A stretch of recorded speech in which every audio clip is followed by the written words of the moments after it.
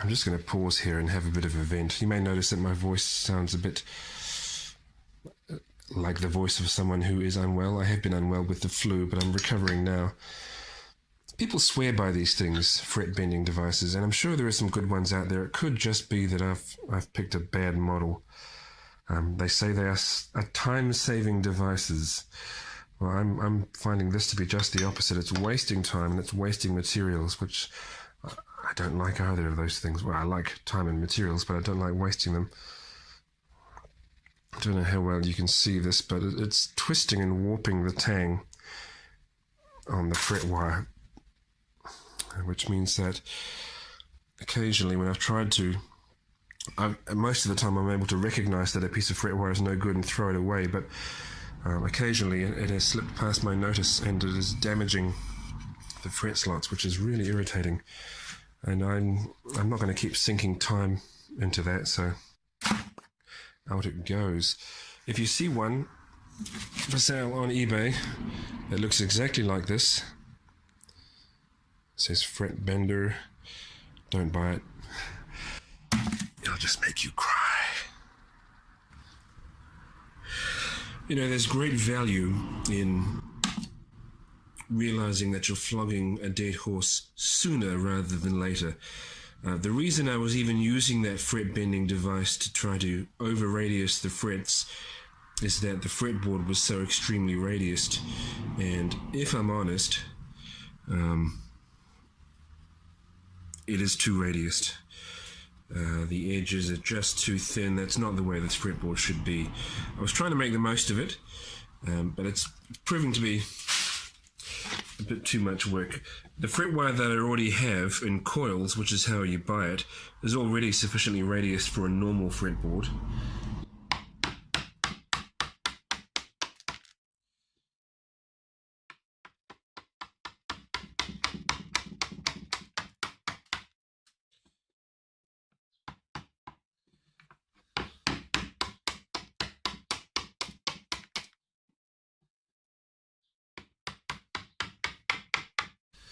You have to be really careful when you're doing this, of course, that you don't cut into the neck.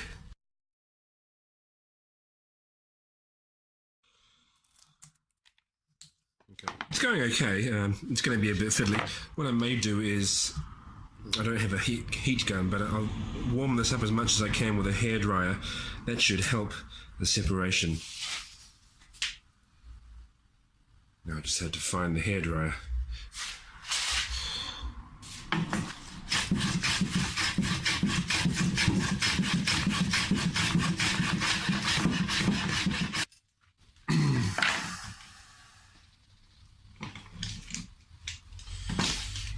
Alright, we're pretty much there.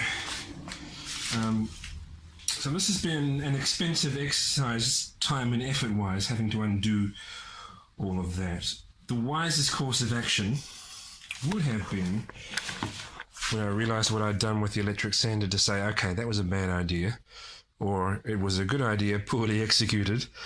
I should start again, and taken it off back then. Never mind. Consider this my lesson. I'm going to sand that surface and put a new fretboard on and come back with you when that's done. Right, now this is what I should have done the first time. So I've just got my radius block. It's a 12-inch radius.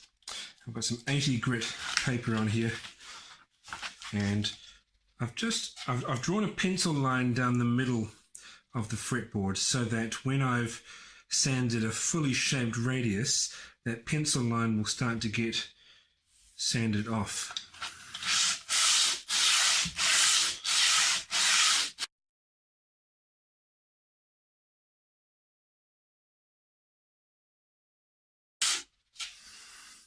The reason the neck is staying put is that it's sitting on some double-sided stick tape. I can see I've still got some ways to go, and I'm going to run out of sandpaper, so I'll get some more of that before I can finish this.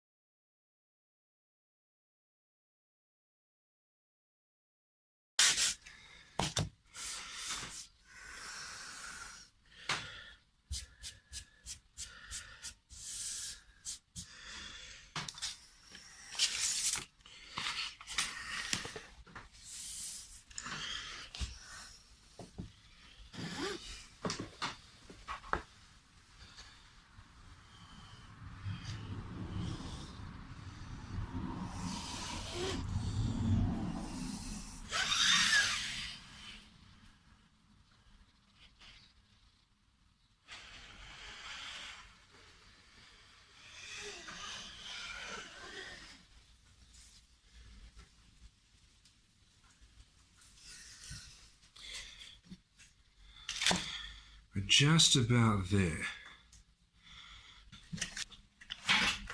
I'm using the 120 now.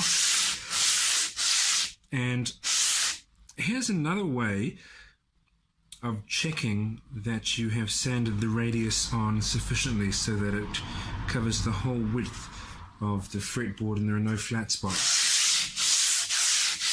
You see, when you first start, I should have showed you this, when you first start sanding the radius onto your fretboard, like so,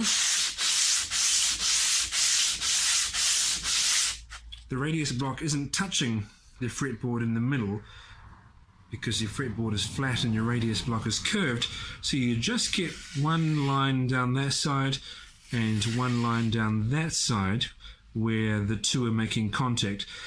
What you should be seeing now, if you've sanded the radius onto the fretboard properly, is roughly even coating all the way across the width of the sandpaper, and that's what I have here.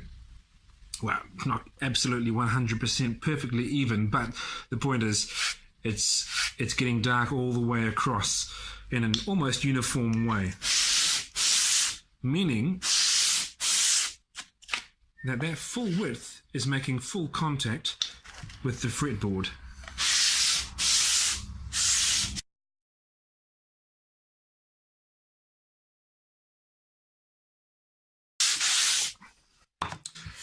Okay, starting to get fairly smooth. That's 120. Let's go 240. Given that I didn't ruin the edges of the fretboard this time because I radiused it properly, I'm not going to have to worry about cutting out the end of the tang of the fret, because I can just let the metal be exposed all the way to the very end so that it's visible from the side of the fretboard, which is how I like it to be. So I can just cut the length, well, cut it slightly oversized, hammer it in, and then every now and then do some trimming of the ends.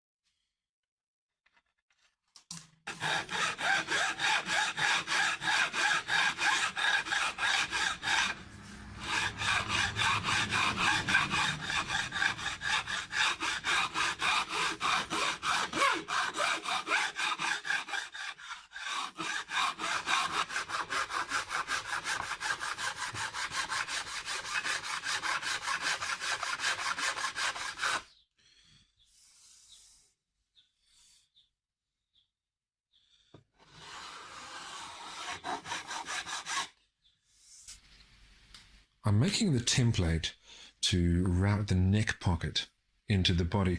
Now my guitars are, obviously I don't really have a factory. They're all kind of one-offs. No two are really exactly the same. And so what I do is build a neck pocket template unique to each neck that I build.